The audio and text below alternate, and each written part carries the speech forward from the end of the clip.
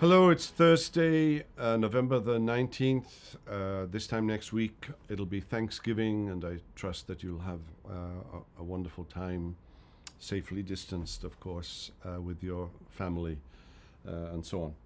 Now, we're looking at the Psalms, and today we're in Psalm 101, and now we move away from those kingship Psalms, 93 to 100, and anonymous Psalms, and now we're back to Psalms of David. And this is a Psalm of David. It reads like,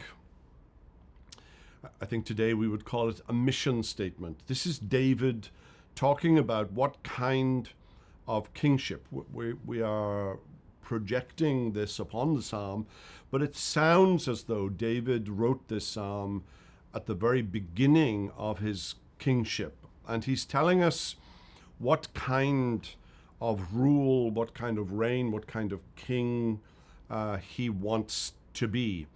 And it sounds very idealistic, and we know for sure that David never lived up to these standards. He failed like every politician fails in some way or another. But this was his ideal. These are the things that he said to God at the beginning of his reign that he wanted to do. He talks about singing of God's steadfast love and justice. I'll ponder the way that is blameless. Oh, when will you come to me? I will walk with integrity of heart within my house. I will not set before my eyes anything that is worthless. I hate the work of those who fall away. It shall not cling to me. A perverse heart shall be far from me. I will know nothing of evil.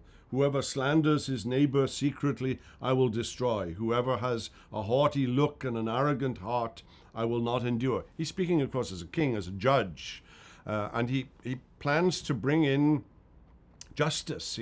He wants to rule in integrity. He wants to walk with the Lord in righteousness and holiness. And as you read the rest of the psalm, you'll come to realize that David, and especially in that moment with Bathsheba and so on, didn't actually live up to his own aspirations. But then I guess neither do you, and most certainly neither do I. But it's not a bad thing. Actually, it's a good thing to have a goal, to have an aspiration. I want to follow the Lord with all of my heart, even though in this pilgrimage, the good that I would, I do not, and the evil that I would not, that I find I do. O wretched man that I am, who shall deliver me from the body of this death?